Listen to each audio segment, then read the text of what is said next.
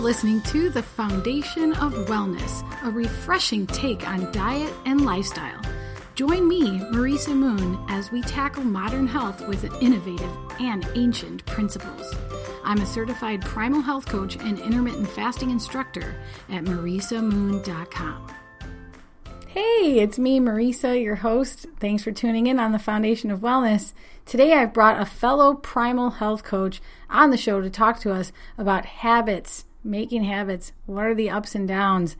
To me, it was so important because I have known to fall off track after I get in the zone. All of a sudden, I'm not doing the same thing I was doing before. And I know it happens to you because it happens to all of us. And Anya is kind of known as the habit queen in our industry. And she also became my friend because she's one of the hosts of the Habits to Thrive Summit that I was participating in a couple times this year. Anya is a certified health coach. She's a USA weightlifting and CrossFit coach.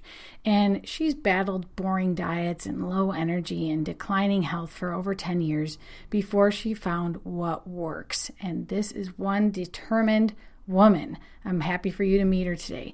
Now she helps women to achieve their dream state of health and fitness and vitality without the struggles or battles of miserable diets and yo-yo results. And she's been focusing a lot on entrepreneurs who work from home and struggle to get all these systems in place, which I think is really applicable right now because many of us are being forced to stay home and work remotely with all of this craziness going on with the coronavirus. And so now we have to be even more able to self-manage and to stay on track with the things that we have in mind for the rest of our day and for our lives and for our wellness.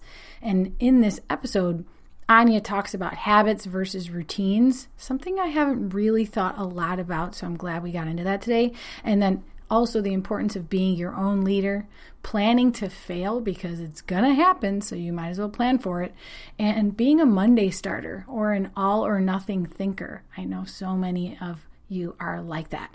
And she also teaches us about her concept of identifying your hinging points, which I loved. I loved this, and she's going to explain what hinging points are. It's at the near the end of the episode, and I just love it. I never heard of it before. So smart. Let's get into the interview right now. Hello, Anya. I'm so glad you're here today on the show. Hi, Marisa. I'm so thrilled to be here. Oh, if people only knew the things we go through behind the scenes, we just had some funny microphone situations going on. Anya, this is such a great topic, especially at this time, because this is the time that everyone's stressed out, their schedule's changing, their jobs are changing, their kids are staying home from school, and it probably seems impossible to stick to any habits they had in place before or to even think about starting new routines. And I think having you here today is going to just give us some great ideas and inspire us because you're a pretty inspiring person. I have to say, you've been through so much and you've accomplished so much. You have a history of CrossFit competing. Is that right? Yeah, that's correct. Yeah. And tell us a little bit about what made you so passionate about habit formation or becoming a health coach. I'd like for you to share some of that today. Thank you, Marisa. You make me blush. I appreciate your kind words. So what I feel like most coaches come from this place of personal transformation, right? We often start change for others and help others once we went through many things. And I agree and also disagree with you in terms of turbulent times right now and chaos. It's really hard to work on the routines, but it also is the best time for you to start on the new habit or routine or something tiny. And we're going to talk about this today. So my story goes back to a good decade of dieting and not liking myself. For a very long time, I was not a healthy person. I come from a poor background. I grew up in Soviet Russia. We didn't have enough. I grew up eating whatever we had available, and often there is not enough food. And there are many challenges in my life that led me to dieting, not exercising. I was a smoker for a long time. I had addiction to sugar, addiction to junk food for a long time. So when I came to the United States a decade ago, I realized that this is not the life I want to have. And at some point, my health was screaming at me in all aspects of my health. And that's where I decided to get in control and charge of my own health and change things up, because that was not the life I was dreaming about, to be honest with you. That's how it all started. All right. Well, you are pretty exemplary on your Instagram account. Everybody should go follow you. What's the name of your account? It's at Anya Perry Dot or Anya dot dot Perry? Perry. Yeah, Yes. that's ANYA.PERRY. You're giving so much helpful information, but we also see you outside having fun, doing exercises. I mean, you seem like the kind of person that just loves to exercise. What if you're not someone who loves to exercise, but you know you should? That's a hard habit to start. I have to tell you a secret. I was the person who could not run a mile when I was a teenager. Okay. I smoked for a decade. I did not know that I could exercise because I lived with a story that I can't be athletic or exercising. Right now, I'm a professional weightlifter, just to give your audience a little bit of a glimpse into my life. And I love it. But I did not like it before. I was fainting after running. I did not like the feeling of after exercise. I did not find motivation in myself, and I was not disciplined at all in the past. So all of those combined together led, and also exercise was not as popular in Russia as it is in America, in the United States. So when I moved here, I wanted to belong in a way. I wanted to find what's healthy for me, and I started experimenting.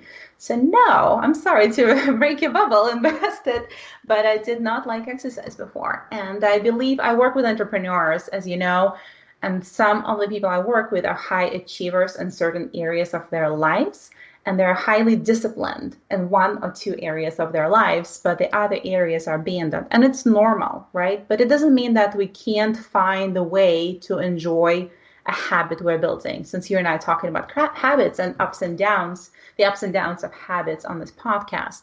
So yeah, does it answer a question? Yeah, I find that really interesting. So thanks for opening up about it, because on the outside, it looks like this is something you were born to do and you love exercise and it was just something you can't live without. But I'm sure now it is, because really that motivation comes from the momentum. And I see that in everything that I do as well. So we're talking about the ups and downs of habit change, because even if you love something, something's going to knock you off track. And all of a sudden you find yourself not doing that habit or routine anymore. So what are some of the most foundational things that really help us to connect with our habits or routines? So I feel like the habits and routines are slightly different. I want to delineate there a little bit, because routines require effort, right? When we start doing something new, let's say drinking more water, or your clients come to you and they want to learn about intermittent fasting, it becomes, first of all, it's a routine. We need to focus more. We need to put our energy and effort into it. My favorite part about habit creation, if you put the effort at the beginning, if you start automating it, it becomes a habit, which is automated, effortless, just like we brushing our teeth or drinking water every day. So you and I are probably going to be, for the purpose of this podcast, I feel like we're going to be focusing on what actually happens in between. We start excited, right? We start enthusiastic at the very beginning. That's our point A. Let's set a goal. We focus on our goal. I want to lose 10 pounds. I want to exercise more. I want to implement intermittent fasting or something like this. That's the point B. That's where we see the result, the bright and shiny result that we want. But what happens in the midst of this chaos? That's where things get tricky. That's where we face challenges, right? And that's where we need to focus more on, rather than point A, point B, because those are easy. So that's why I want to point out the routine is the effort that you're putting in the very beginning, and the habits that we are, and totally deviate from the point of your question, but I feel like to automate it, to make it the habit, you actually need to focus the work and your mind in that messy bubble, I would say. So let me get this straight. The routine is like a tool that gets you to the habit formation so that it becomes automatic and you reach the goal. Is that right? Right. Okay. And I feel like I might be breaking some science behind the cue, the reward, and we can talk about those, but I feel like there are books written about it. And the way I simplified it, the routine is something in the beginning, we have to make that list to do those things, cross them off, set our mind, set our schedule, set our effort and intention and focus so heavily before it gets easy. Because when it gets easy, we don't really talk about it, right? It's a part of us. It's ingrained. But the routine is the hardest part, and the challenges that we're facing during the building or creation of a habit. Oh man, I want to change the title of this episode now. It's the ups and downs of routine formation. So I feel like we need to talk about routines then, because before it becomes effortless, before it is something that we don't need to, even be worried about anymore, a habit, it is a routine. And that's the thing that we get knocked off track with. We just need help sticking to the routine or getting back to the routine after a day or 2 or 3 or 4 of knocking us off track. So teach us more. Teach us more. Okay. How about we talk about what happens in this mess between the point A and point, and I'm calling it a mess, but it's a beautiful mess in my mind because there's so many great things that happen there, right? If we don't solely focus on a result or a point where we were in the past, we're living in the present and building the routine. There are great things you could accomplish there. And I truly believe from my own experience, that's why I quietly call myself the habit queen, because it became an easy tool for me to focus on what matters while you're in the midst of things. What matters there? The alignment with your purpose and why you're doing things the way you're doing is one of the biggest things that I teach my clients, because I've seen so many stories of people, I've heard it and seen and read about it, failing their habits, failing the habit of exercising consistently because they start at point A, they sort of see themselves at the point B, but not really. They don't get the clarity and alignment with who they want to be. And for me, I feel like that shift, a tiny mindset shift, it might be too woo-woo for you. I hope not. But I feel like that clarity and the alignment with who you want to be, with your new identity, matters. Because you stop telling yourself the old stories. Those old stories die like leaves in the fall, and you become more attuned to your own body, to who you want to be, to what stories you need to start telling yourself. In my case, I'll give you an example where I was not athletic. My dad told me, you can't run. You are not going to exercise, right? You're not going to be fit. You'll always be chubby. And I defined those things. I decided that they're not true. They're not my story anymore. And since then, that's how I became more athletic and more in love with exercise. Wow. I think it's really beautiful that you have a clear story that you used to tell yourself and a clear story that you now tell yourself. What if we're kind of confused and we want to start exercising more because we know we should, or because our doctors warn us we need to lose weight, or because we're starting to realize it's hard to, pick up the laundry basket or, run with the kids, but we are not like very clear on why we want to do it. How do we identify with this habit? We know we want to do it, but just because we should, that's not heavy enough for me. What really moves the needle there? So I think I don't know if you know it, but I don't really believe in motivation as a tool or the only tool for, habit creation. I do believe in self-discipline, and I do believe in digging deep, understanding why.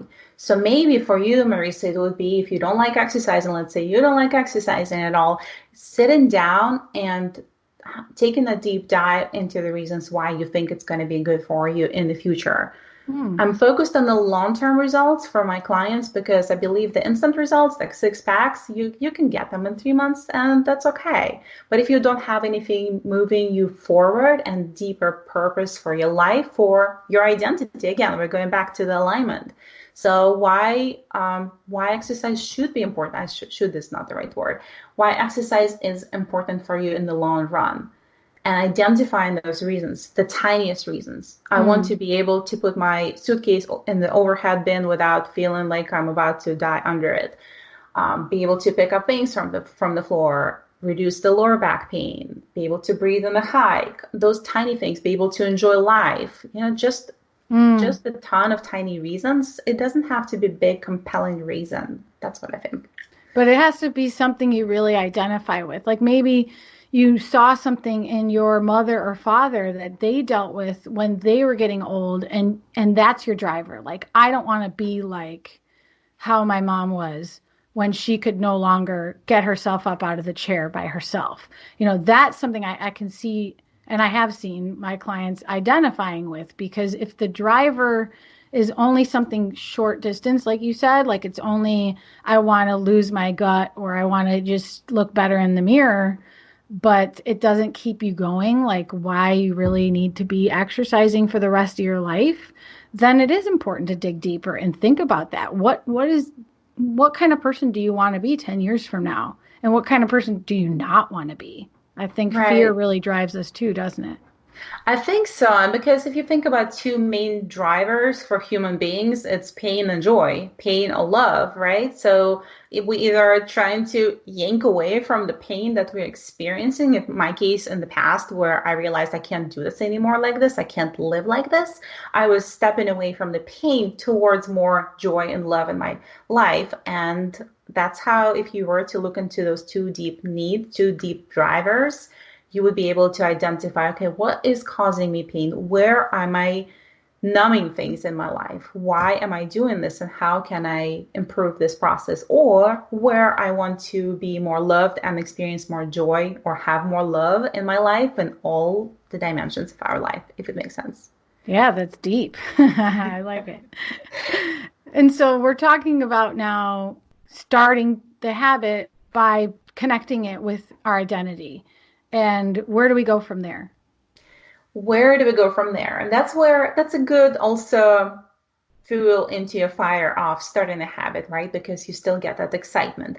But then we're getting into the other important components to identify is, some people are all or nothing people, right? Mm-hmm. So many people are all or nothing people. And that's why I call them Monday starters. They start on Monday, every Monday, and maybe last a few weeks and still go back to the old routine, not a habit, because it's still not a habit, right? So if you were to look, I have a 1% rule for my clients. In fact, when people come to me to my program, I ask them for 1% of their time a day, which is 14 minutes, just some math here. Cool. It's 14 minutes of your day. It's 1% of your day. It's not much. We spend way more time on social media. So, but if you think about it this way, you can look at it in two different ways. 1% over the course of 1 degree deviation from your normal path, from your current routine, in 360 days, it's a full circle. And I'm making a visual with my fingers here, trying to think about it visually.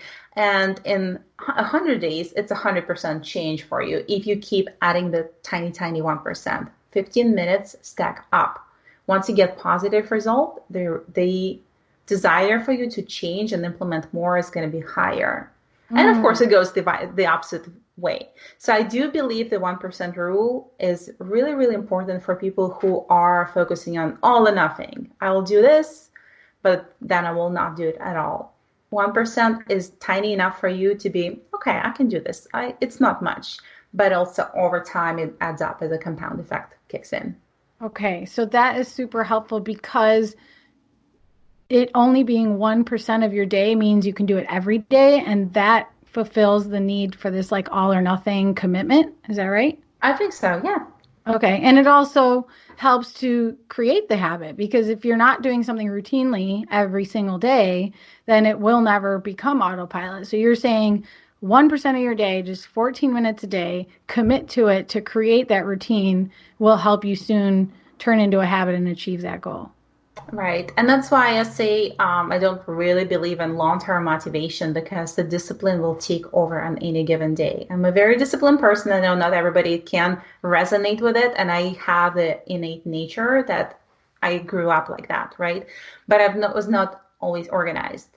For me, if you get organized, you'll get disciplined, and then you can follow. You just need to follow through on this tiny commitment while I'm trying to put all of it together, while you are aligned with who you want to be. Does it make sense? So Just like putting those tiny pieces, the beads of your necklace together and stringing them together, relying on your self-determination, relying on your desire to change, but also having the tools in place so you can follow through, and the not overwhelming tools, the tiny tools. Like what?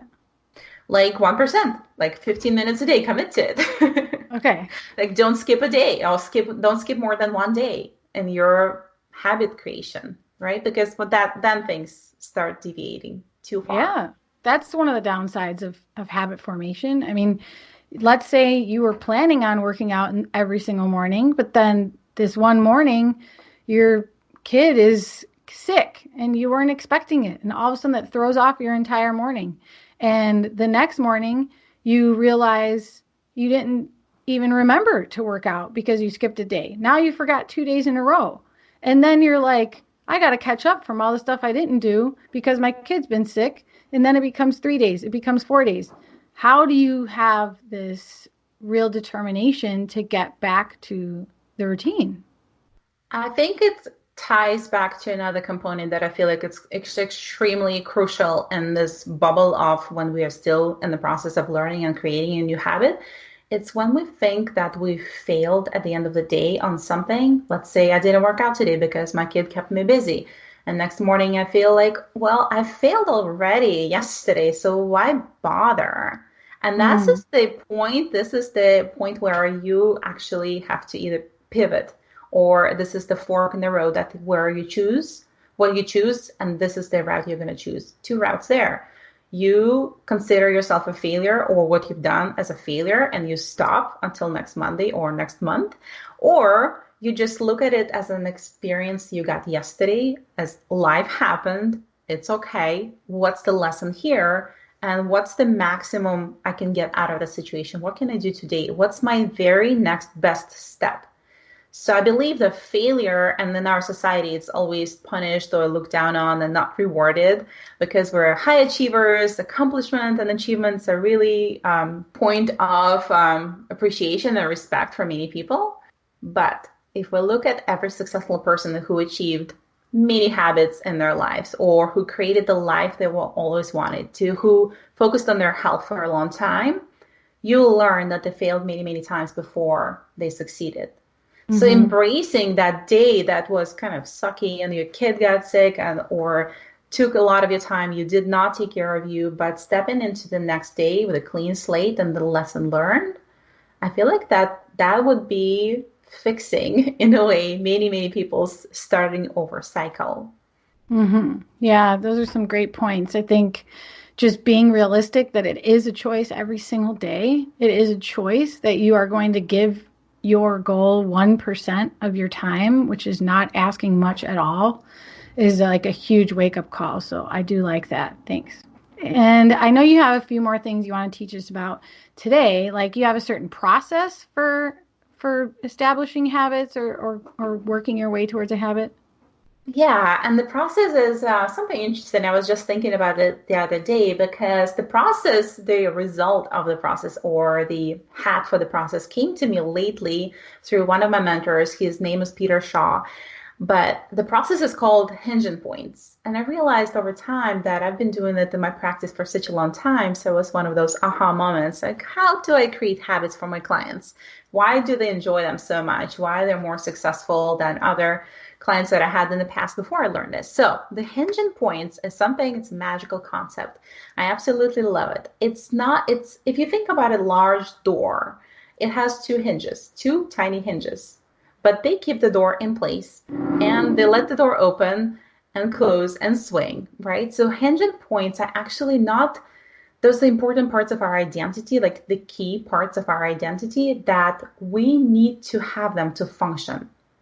We absolutely need them in our lives to function. And if you think Marisa, of yours, once I finish this sentence, I would love you to tell me yours. So hinging points is for some people is pressure. For some people, really, really respond well to stressful environments and deadlines. For some people, they need to be cared for and supported and have a lot of love that bubble around them to do very well. For some people, it's just the physical things we do: sleep, food, exercise, breathing, meditation. And they're most noticeable when they're gone.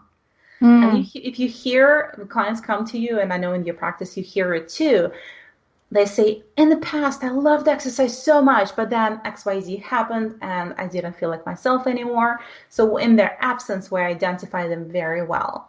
But if you build your habits and routines and habits in your life around your hinging points, your life will start transforming because you will design your life and habit creation around the most important things that you can't function, can't be your best, can't be your healthiest self without. That makes a lot of sense. I think one of my most major hinging points that my happiness and productivity depends on is the fact that I need outer accountability. I follow a lot of the work by Gretchen Rubin, and that's something I've learned about my personality type, being an obliger.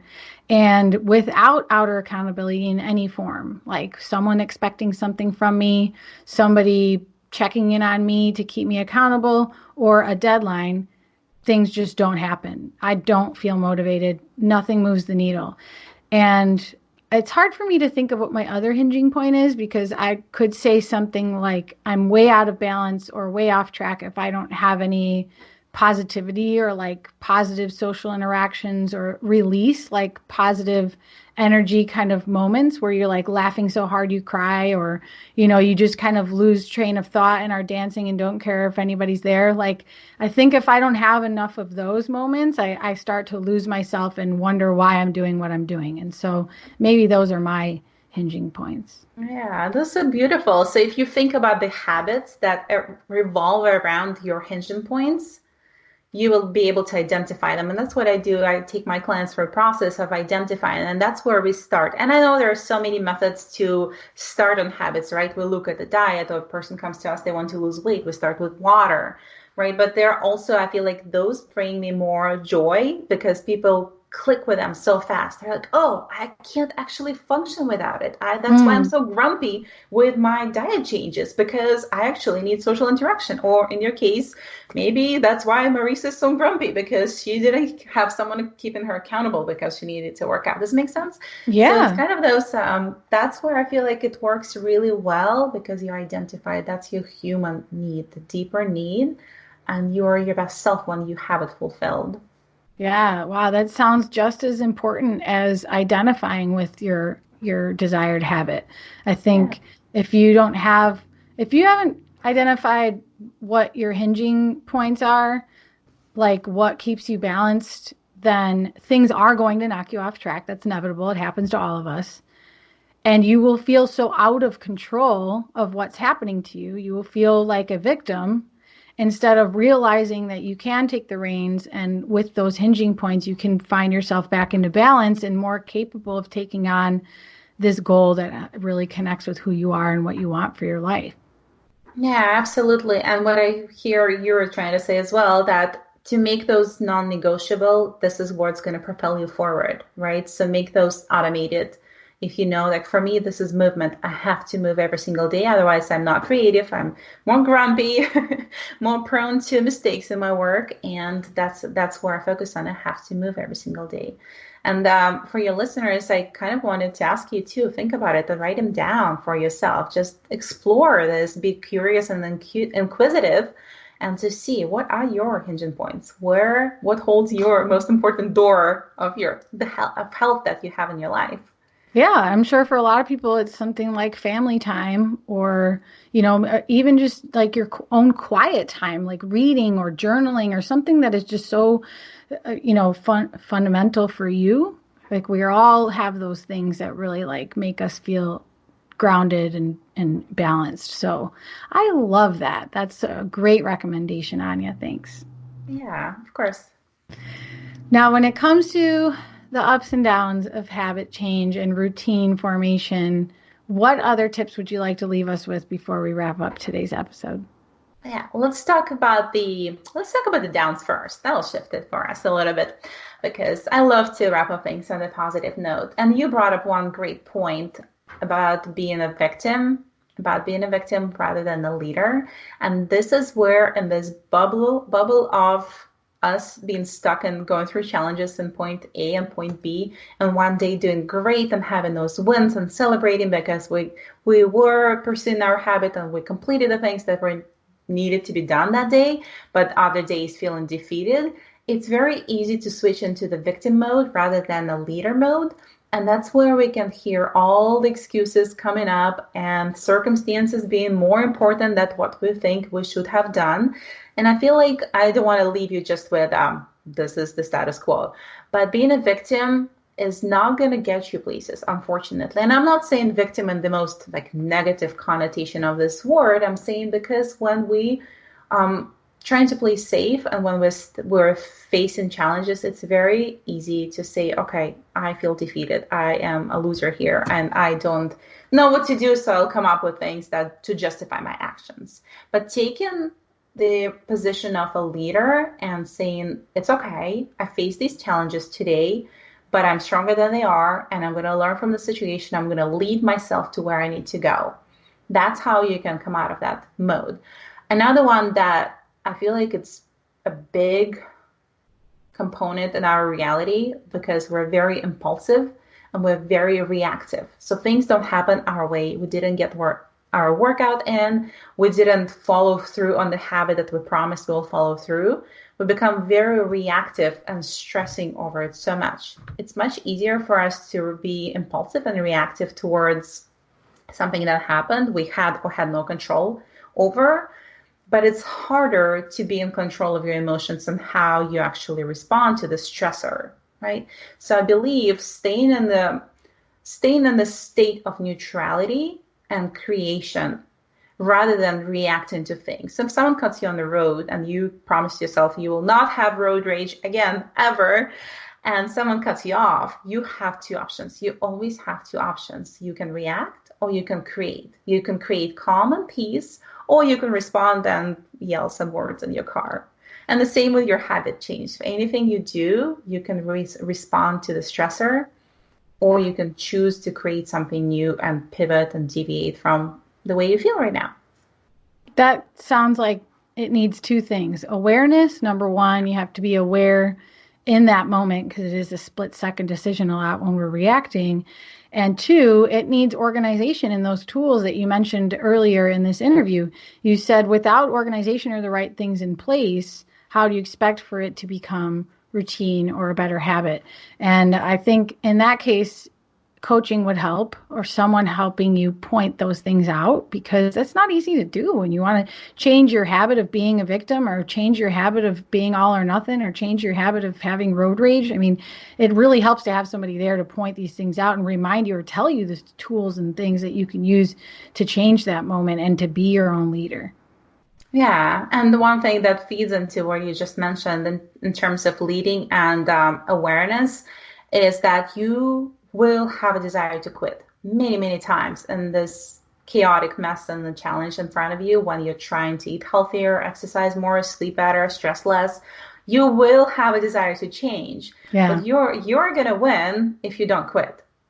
If you keep pursuing, if you keep learning, if you keep creating a roadmap for after your perceived failure, if you know the tools and strategies in place, and if you have someone who keeps you accountable, you have all the tools and there's nothing going to stop you to create the life you want. I strongly believe that. Yeah. I mean, I always say planning to fail is planning to succeed, because I mean, I don't know why we do this, but we are going to want to quit. I love that you said that. There is going to be a time where you feel like you don't care anymore, or something else matters more to you than this. And if you don't plan for that moment, how you are going to work around it or remind yourself of what really matters or why you started this in the first place. Like, one of my favorite ways is to write a letter to yourself to read when times get tough. And I think it's inevitable that you are going to be knocked off track if you don't plan to fail. So that was really important for you to bring up. Thank you so much. Yeah, and I love that, the letter concept. I feel like it's so important to talk to yourself. I love that you do that. That's one of the tools that's so powerful, even to people who don't like writing. And you can write a letter from the future as well as the letter to yourself today to support yourself during tough times. Or you can write a letter from the future yourself, from the person that you always wanted to be, to the person you are today, saying, hey, remember that time when you quit on your diet? But put a comma there and say, but, and what happened then? Cool.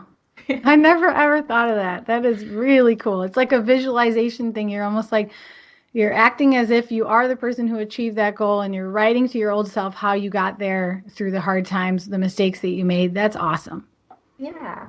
Do you want to talk about the positives? Positive? Yes, we have to end on a positive, right? Yes. So being a leader, it's the flip side of being a victim. I want to reinforce this point and underscore it because you are in charge of your life. You are in charge how you respond to anything, even to the current outbreak of coronavirus. I have to bring this up on the podcast, I guess, because you are choosing how you are responding. You're choosing to create your own reality. And I feel like staying optimistic and stepping into your power of what you can control today, which you can control: water, food, exercise, thoughts. Thoughts, probably start with thoughts. And that's the most important point.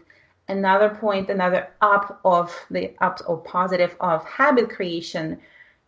Once you win and celebrate your wins every single day, I recommend that my clients send me their wins daily, 3 wins every single day, because I want them to see how much progress they're making and celebrating tiny things, because life consists of those tiny things. But also riding that wave of positivity. Once you're already feeling good, do more.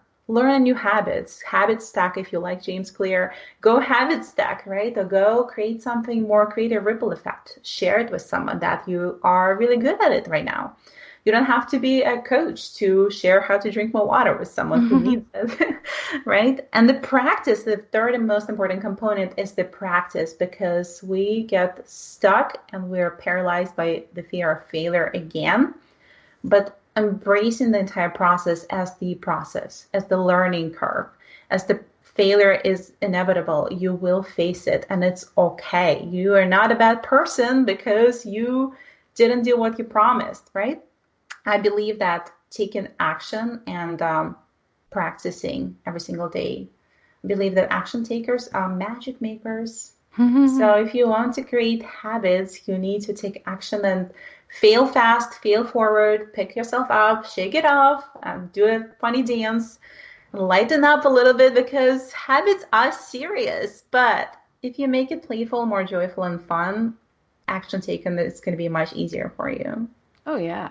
It's all about acceptance. It's just accepting that this is how it goes. Everybody gets knocked off track, and life is going to throw unexpected things your way. And it is a challenge, but it is all about you coming back through this full circle experience. You're going to keep going through this cycle your whole life, and things are going to get easy. Things are going to get hard. Things are going to get easy. Things are going to get hard. And if you accept the process or the practice that it takes to get there, you will always get to your destination, I believe. I think so. So I believe that you're always on the right path. You just have to keep learning. And keep taking steps, definitely. Yes. You can't just stand in the path and expect to get anywhere. That would be fun, right? I want to create a habit, but I'm going to skip the routine part. I want it to come to me. Yes. You've got me thinking a lot more about routines today. It was such an important distinction that the routines get us to our habits, and that gets us to our goals. So thanks so much, Anya. And if you'd like to lead everyone to find you in one place, where would that be? And that would be my Instagram, where I hang out the most, at anya.perry. Cool. You can find me there. Thanks, Coach Anya. It was awesome to have you. Thank you so much, Marisa. It was so fun to talk to you. Have a great day. Bye. You too. Bye. There you have it. Plenty of things to get started on and actually take action and apply today. Which thing are you going to be applying? Join me in my Facebook group, The Foundation of Wellness, so we can be in touch. I want to know the things that you walk away with from these episodes. Come in there, make a post, and start the conversation. I would love to have you. That's at facebook.com/groups/FOW podcast. And thank you for being a listener.